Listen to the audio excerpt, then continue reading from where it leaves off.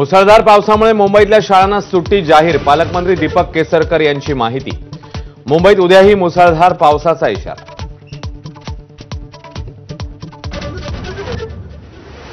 मुंबईमध्ये दुपारपासून पावसाची तुफान बॅटिंग। पश्चिम उपनगरात अनेक सखल भागात पाणी तर अनेक ठिकाणी प्रचंड वाहतूक कोंडी।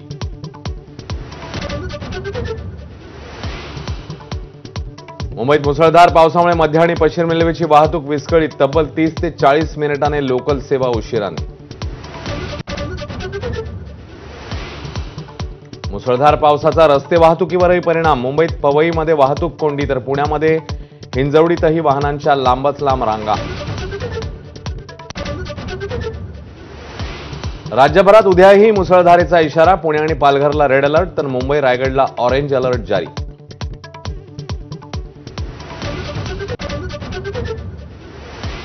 चार पोलीस एका आरोपीला आवरू शकले नाहीत का? एन्काउंटर प्रकरणी हायकोर्टाचे सरकारवर कडक ताशेरे।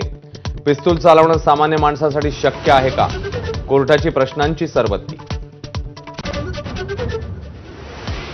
ठाकरे शरद पवार आणि काँग्रेसच्या कार्यकर्त्यांना फोडा आणि आपल्याकडे जोडा।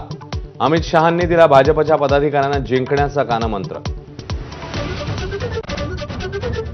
हिम्मत असेल तर येऊन बघा, महाराष्ट्र तुम्हाला खतम करेल। उद्धव ठाकरेंचा अमित शहांना नाव न घेता इशारा।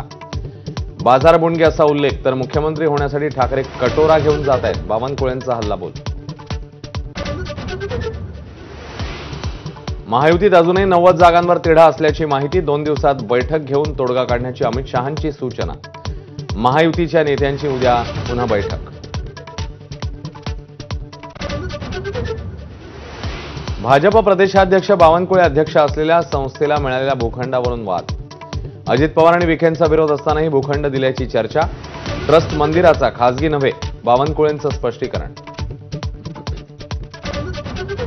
राज्यभरातील दिव्यांग बांधवांचं मुंबईत भर पावसामध्ये आंदोलन। मंत्रालयासमोर बच्चू कडूंसह कार्यकर्त्यांची घोषणाबाजी।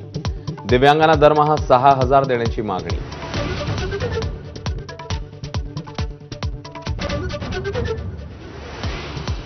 कृषी कायद्यासंदर्भात वादग्रस्त वक्तव्यावर अभिनेत्री आणि खासदार कंगना रनौतने मागितली माफी। कृषी कायदे पुन्हा लागू करायला हवेत असं केलं होतं वक्तव्य।